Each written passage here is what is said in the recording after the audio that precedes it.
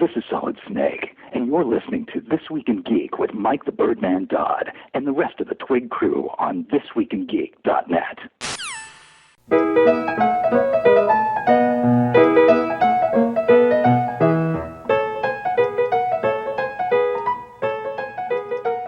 Hey guys, what's going on? You are listening to Twig, otherwise known as thisweekingeek.net. I'm the host, Mike the Birdman Dodd, and yes, I am enjoying my time in self-quarantine, and that means I am having time to reflect upon my past, looking back on my childhood, if you will, and that means revisiting some good old classics, going through the good old YouTube search algorithm, and I do find myself revisiting some rather odd choices, and one of those things that I've stumbled upon is one of my favorite children's shows growing up, and that's Ernie Coombs and Mr. Dressup. For those of you who maybe aren't familiar with his work, he was a Canadian broadcaster who did a children's show very similar to Mr. Rogers and Sesame Street, but I think he did it first in the 1960s, and this is a show that was very much just a part of the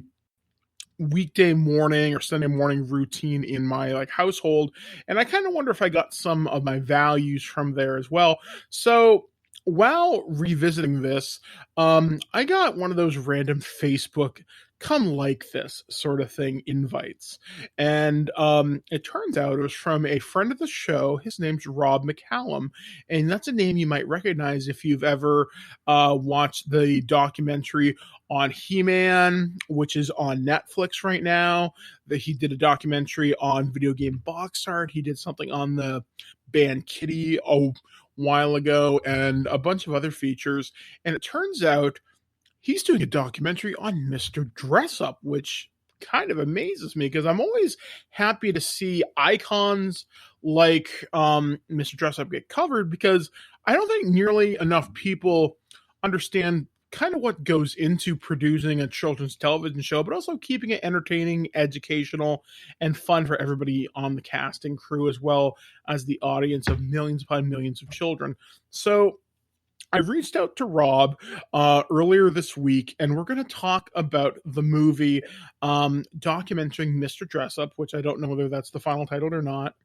But we are just going to talk about the movie, the production, who's had a chance to get involved, and see what sort of conversation comes up from us discussing this exciting documentary project. So without any further ado, I'd like to welcome Rob to the show. Hey, thanks for having me. Good to be back, and thanks for all those kind words to let your viewers know who I am and some of the stuff I've done.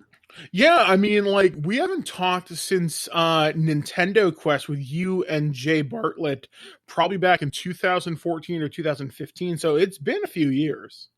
Yeah, I've managed to get a few things done since then. It feels like a lifetime ago, so it is really cool to be back and kind of make that loop back to something that is a little bit different too.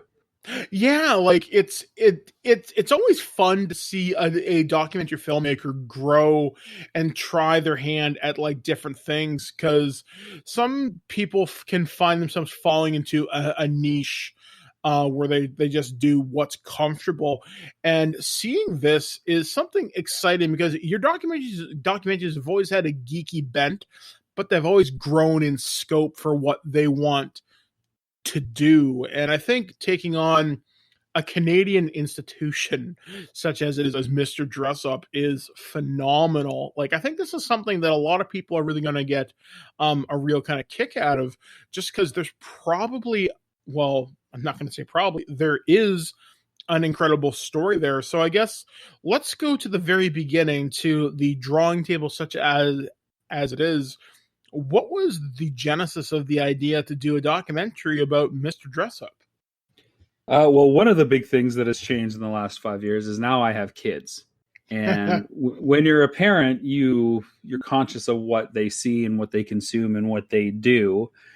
And, looking for shows to kind of introduce them that I used to watch, like yourself, Mr. Dressup sprung to mind. I was like, oh, I wonder if they'll like this. And that's kind of when the problem started happening, because it was very difficult to find episodes of Mr. Dressup. I mean, everything is usually on YouTube, right? It's got to be somewhere. But lo and behold, at the time, there was only 5 episodes of Mr. Dressup, which seemed kind of unfortunate. But still, I put it on, and they got hooked. And I asked my son Harrison, I said, what do you think about this? And he was glued to it. I mean, he's watched, stuff that's faster paced, stuff that's full of animation and graphics, but he was glued to it. And I said, is this a good show? He goes, yeah, it's a good show. It makes me feel happy. And I said, oh, why is that good? He goes, because if Scarlett, his sister, and I watch it, then we'll grow up to be happy and nice people. And I thought, oh my God, I have to do something on this, because that alone is reason to explore it. Absolutely. I mean, there's something about children's television from a more simple era of TV, because Mr. Dressup, as we discussed, or as we know, came out, I think, in 1967. I think it wasn't ran through till 1996, I think. Yeah, that's right. And then 10 years of reruns. Yeah, and it's interesting just because that came out of an era of like the Marty Krofft stuff. We had like the Banana Splits, the Electric Factory, and then much later we get Sesame Street, and then nowadays it's all like Paw Patrol, and I don't even know what else is on children's television. I don't even think Barney's running anymore. I'm not 100% sure on that one, but there's something something more innocent, something, as you mentioned, a little less fast paced, but something more heartfelt, something. It's patient. It's in the moment. It's graspable. It's tangible. It's a human host talking right to the camera as if nobody else in the universe mattered. Right? That's from an era shows, Captain Kangaroo, Mr. Rogers, as you mentioned on the intro, who, by the way, he was best friends with. They were best friends. And Mr. Rogers brought Ernie Coombs, who's an American, up to Canada in the 60s to do the first 2 seasons of Mr. Rogers at CBC. And when that contract expired, Fred Rogers went down to Pittsburgh to start Mr. Rogers' Neighborhood, as you know. But Ernie Coombs stayed. And at the request and suggestion of Mr. Rogers, he told CBC to develop a show around him. And that's when Butternut Square started. And Mr. Dressup was spun off of Butternut Square. It's always kind of interesting to see how there's all these connections and how there's like, just, I don't know, there's something very heartwarming to know that Mr. Dressup and Mr. Rogers were best friends. And just can you imagine that car ride they took leaving Pittsburgh to go up to Canada? These 2 guys that would go on to essentially dominate children's entertainment in their respective countries. Like, wouldn't you want to be a fly on the wall? What did they discuss? What did they talk about? What did they get into? How did those values get passed back and forth? Well, yeah, like, because it's interesting because you look at the era in which these people came out of, and just to know that they passed on good, honest values, because these guys came out of like Vietnam, the wars and everything, and they wanted to teach children, as you mentioned, to be good, honest, authentic, and genuine people, but also be entertaining at the same time. And it wasn't the same as doing, say, a Christian's television show like, say, Sherry Lewis and Lamb Chop, or something along those lines. They just did it as non-denominational, and it was like, be a good person, like you mentioned, just be a fly on the wall. It'd be very interesting to hear their conversations. Like, I would very much, if I could ever commune with those who have passed on, to talk with either of them would be something truly insightful. Well, that's like the question, right? Like, who would you have a dinner with, alive or dead, if you could, have one meal with? Who would be at your table? I mean, Ernie Coombs definitely, as a result of this project, would have to be at the table. And I think, having Fred Rogers there would just be great, and throw in Jim Henson for good measure. So while you were developing this project, what were some of the more interesting facts that you learned along the way? Well, the one that I kind of mentioned, that Mr. Dressup it's a spin-off show. So Butternut Square was the first iteration where the Mr. Dressup character existed in, and there were 3 other adults there as well, and Casey and Finnegan were part of it. And the Butternut Tree, which you'll know as the tree in the treehouse from Mr. Dressup, was at the center of this much larger studio space and set. So learning that this was the seeds of everything, and because of budget cuts, the only way to save that kind of show was to kind of scale it back to half of what it was with one human, keeping the puppency going on. I thought that was really interesting. And then just to realize that for the first probably 15 years of the 29 that it existed for, that it was largely improvisational dialogue. It would just be a kind of a setup, almost akin to Curb Your Enthusiasm, where it wouldn't be hard scripted. And it wasn't until over time that those words got put in there to keep the timing a little bit more rigid, to keep the pace, and to keep certain messages interjected, that the script got longer and longer as a result. But it was spontaneous. It was almost like, improv for a while. That's incredible. I had no idea it was completely improv. I never would have guessed that. Yeah, and I mean, they recorded, I think, 4 episodes every week. So they basically, did a run through, then a dress rehearsal, and then live to tape. So there was no editing. It was all in camera through a switcher, and that was it. It was done. So if you messed up, they didn't really have too much chance to go back and fix it, because all the music was live off the floor as well. So the piano and everything you hear is musicians playing right there, being recorded to tape as the cameras capture everything. So if you messed up, you had to go back to a spot, and it had to be a pretty serious mess up, to go back to a spot where there was no music, so you could pick up from a certain moment, and they could do a punch in from that point forward. That's kind of the ingenuity and the innovation of Canadian television on a shoestring budget, just for us to be able to pull something like that off. I've never heard... It's like theater, right? It's theater. Yeah. You're basically doing one performance all the way through. And hey, Mr. Rogers did it. And Mr. Dressup, of course, Friendly Giant. Again, another American who came up to Canada to do shows. And Judith Lawrence, who's the puppeteer behind Casey and Finnegan, was Australian. So we have all of these people from other countries coming to Canada that would go on to leave an imprint on at least 5 generations of Canadians going forward. So when you started working on the documentary, and as you gathered your information and resources on this, obviously you've talked to a number of influential individuals, people who've worked on the show in various key positions. So who were some of the people that you've had the honor of interviewing for this documentary? Well, I was doing a quick count just as we were getting ready to roll, and it looks like we've got about 30 people that worked on the show in some capacity or another. And some of the standouts include Nina Keogh, who's a producer as well. She worked on Friendly Giant, on Polka Dot Tour, on Today's Special, and Mr. Dressup. So she kind of takes the Tetris effect for best Canadian kids show performer across all of them. And she did Truffles on the second kind of iteration of Dressup when Casey and Finnegan left. And she's just, a font of knowledge, what she understands about the industry, and her whole family's been part of puppetry and CBC kind of television history. So it was really cool to talk to her. Talking to Fred Penner was awesome, and just hearing his experiences with the CBC and how he came in and replaced the Friendly Giant, even though it wasn't like you're out and I'm in. He got hired kind of around everything that happened with Bob Hummy, which I don't know if you've heard that story. No. The Friendly Giant found out that he was let go as he was driving into CBC, and he heard a radio program announce that his show was canceled. Oh. Can you imagine driving gridlock traffic on the 401 or going on the QEW, and all of a sudden you hear your show's been canceled and you're fired? Not good.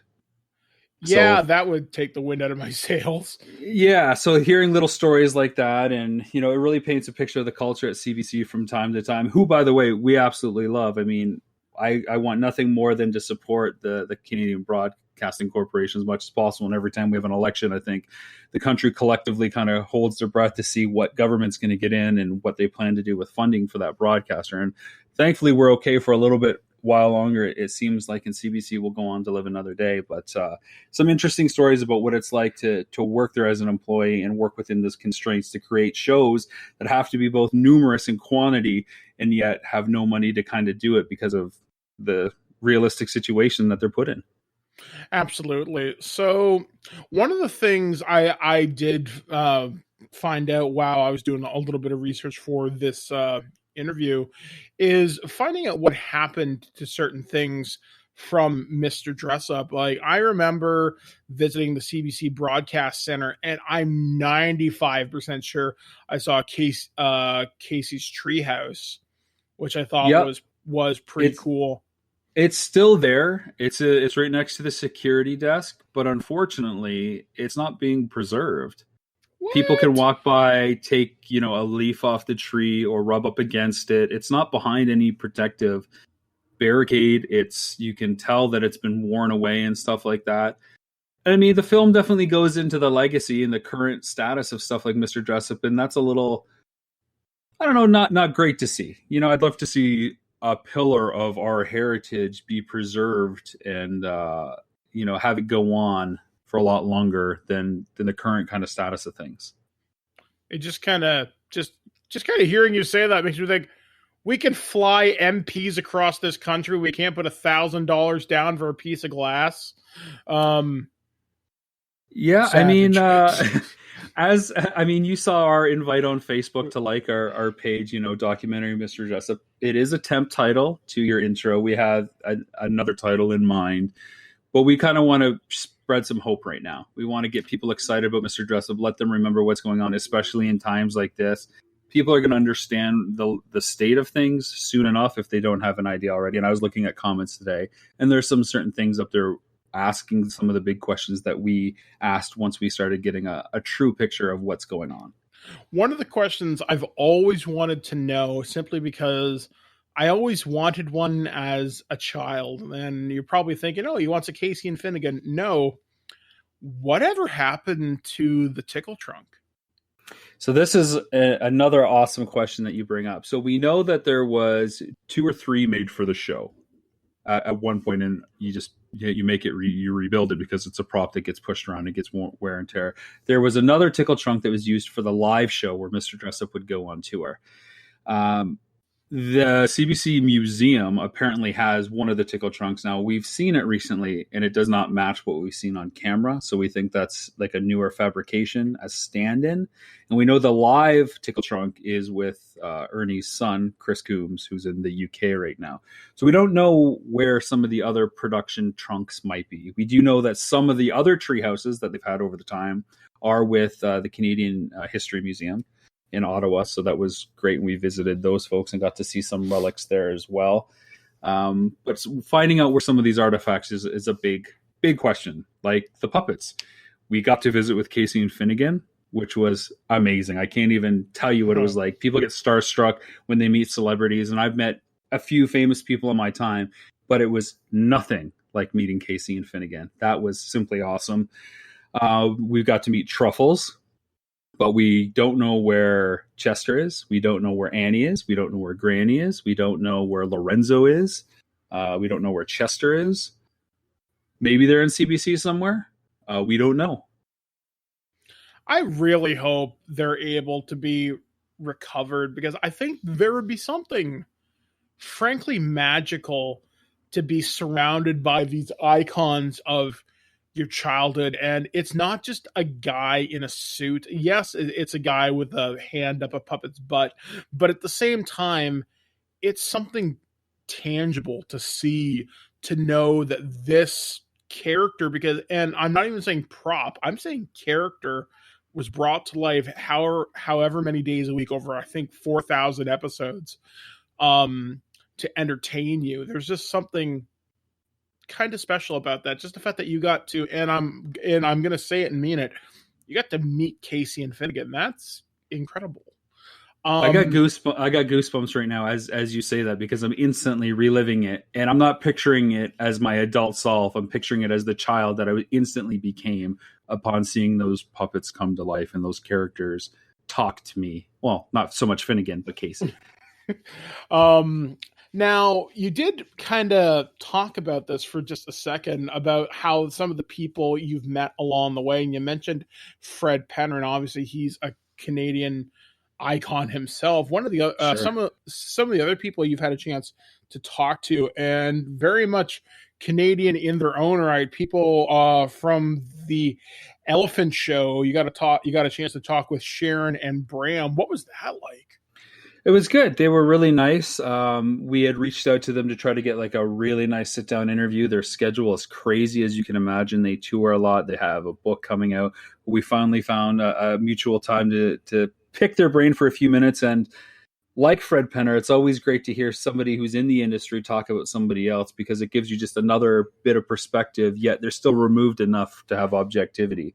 Again, great down to earth people. They love everything that Ernie did, and they, have been on each other's shows, whatnot. So they're delighted that this documentary is happening, and like a lot of people who have discovered that it exists now, long overdue. Is there a difference maybe between American television and Canadian television? Just because a lot of the Canadian television I saw was on TVO and through repeats on Nickelodeon during the 1980s and 90s. And I'm just wondering if there was a difference between the two producing styles or how things kind of came to be. Because there's something more warming and authentic to Canadian television. Even as a child, I was able to pick up on that.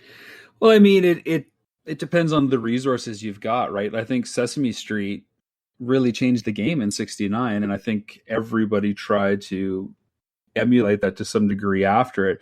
When you saw Canadian shows appear in America, it was largely for their broadcast libraries, right? So I think The Big Comfy Couch, for example, which of course came from people that worked on Dressup first, including Lunette.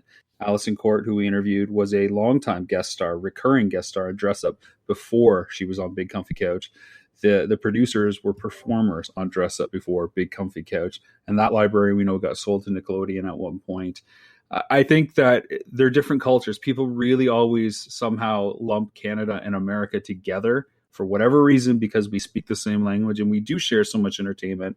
But at its core, we are very different countries. And when it comes to guiding our youth and how we want to handle and tackle learning, we're vastly different. We're different people. And all those cliches about Canadians being humble and polite and kind and funny, they're all true. And you look at the kids shows that we grew up on, and that's exactly stuff like Mr. Dressup. So it's in our DNA. It's no surprise that those are the cliches. And can you think of a better person that typifies what it means to be Canadian than Mr. Dressup?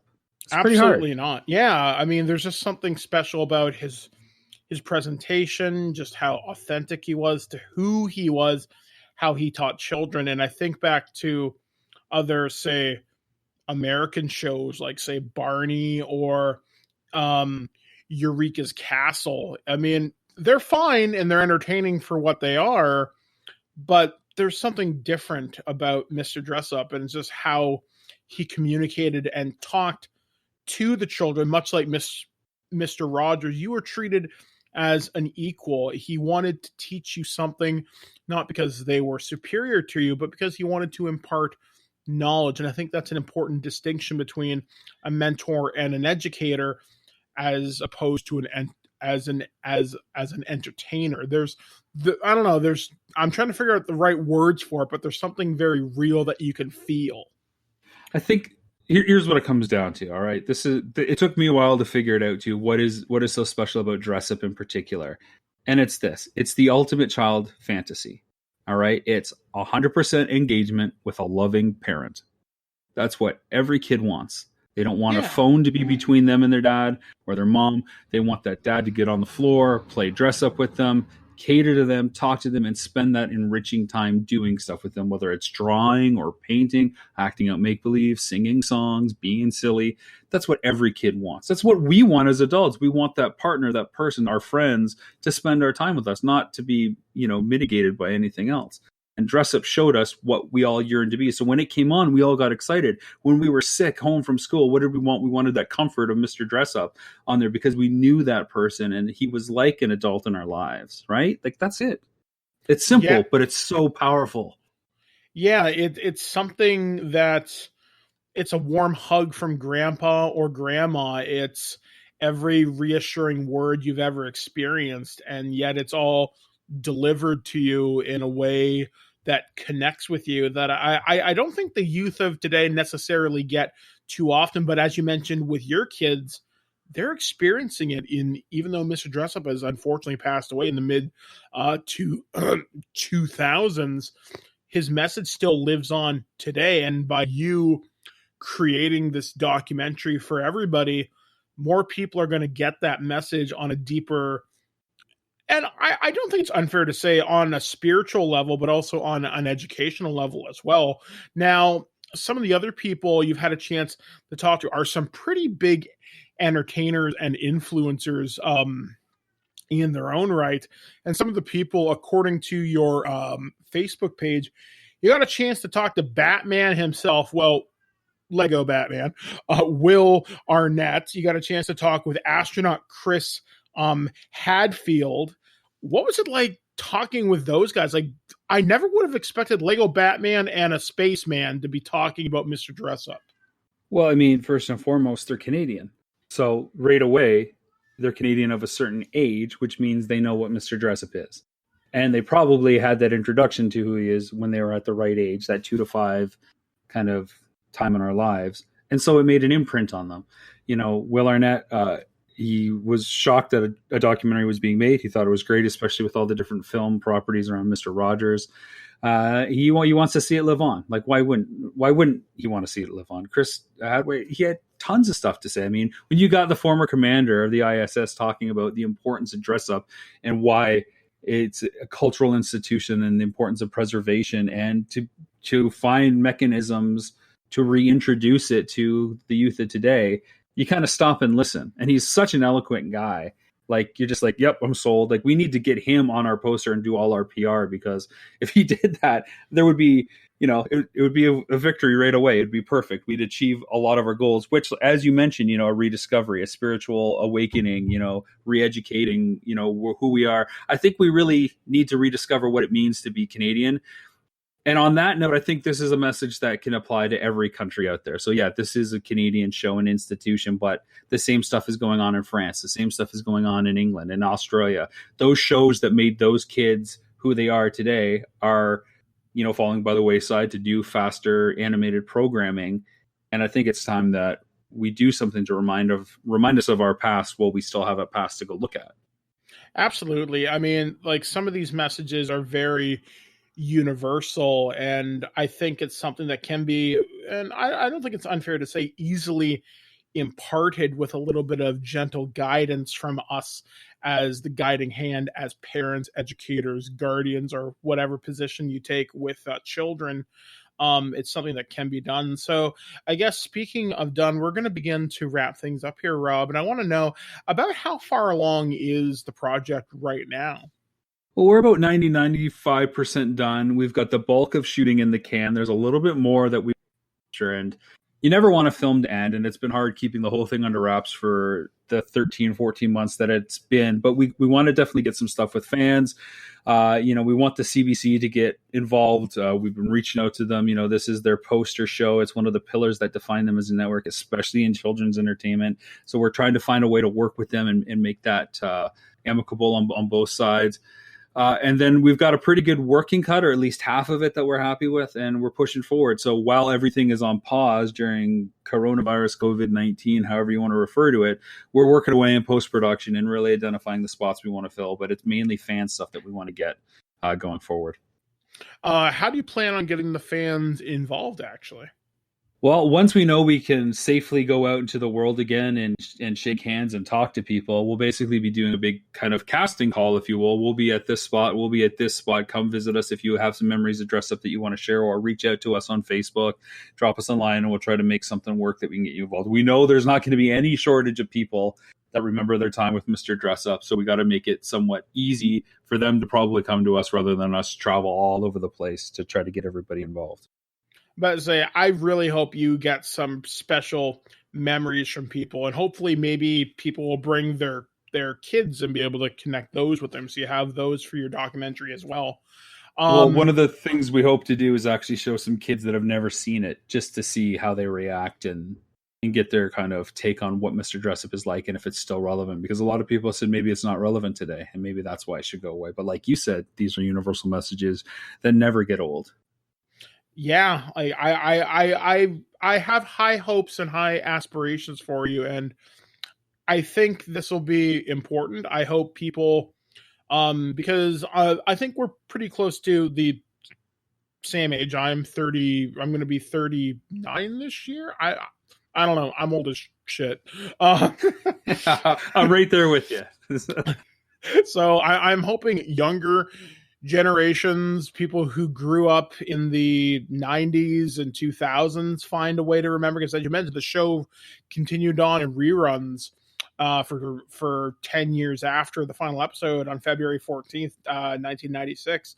So I'm hoping children will have some memories who are younger than us. I'm hoping they've had a chance to maybe take a look at those episodes that are available on YouTube and whatnot. So hopefully a whole new generation will be introduced to Mr. Dressup and Casey and Finnegan and the treehouse and every other character that was on that show. So I guess as my final question, if everything works out right, we should see this hopefully next year, correct?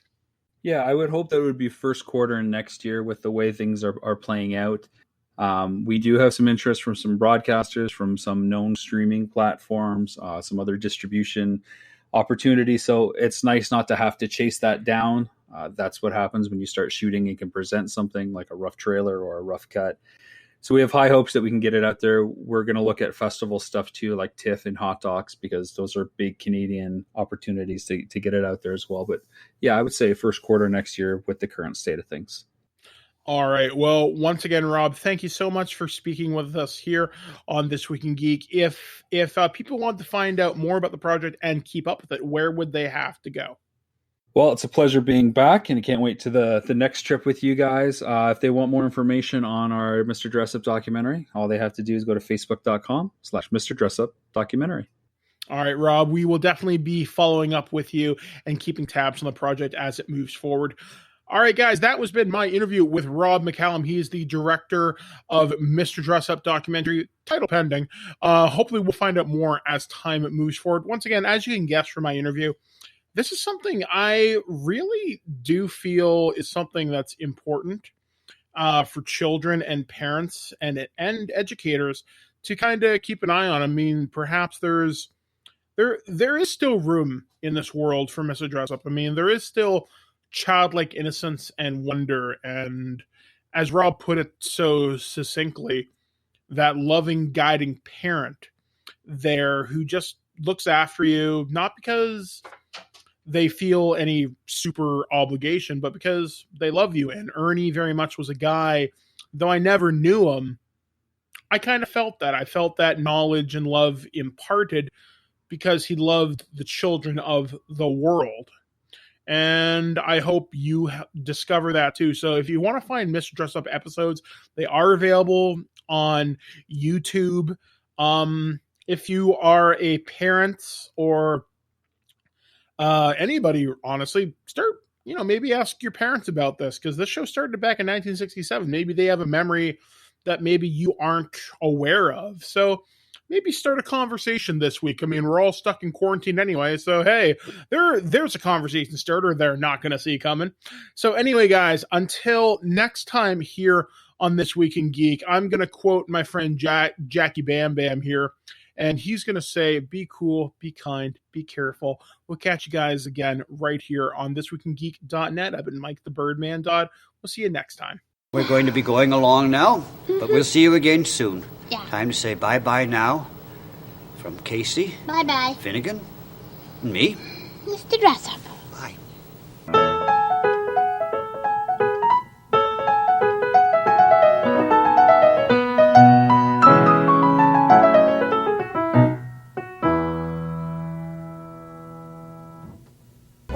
That's our show.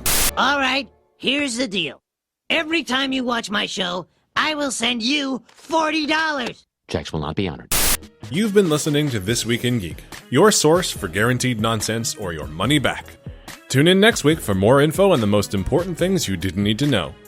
Check out our website at thisweekingeek.net and subscribe to our podcast through iTunes or any podcatcher. If you'd like to comment on this episode, head over to this episode's post at thisweekingeek.net and leave a comment through Facebook Connect. Follow us on Twitter at thisweekingeek.net and follow our Instagram at twig_official_podcast. Social media not your thing? Send us an email at feedback@thisweekingeek.net. We'll see you next time, and remember, lower your shields and surrender your listenership. Just when you think this show is terrible, something wonderful happens. What? It ends. I have to go. Somewhere there is a crime happening.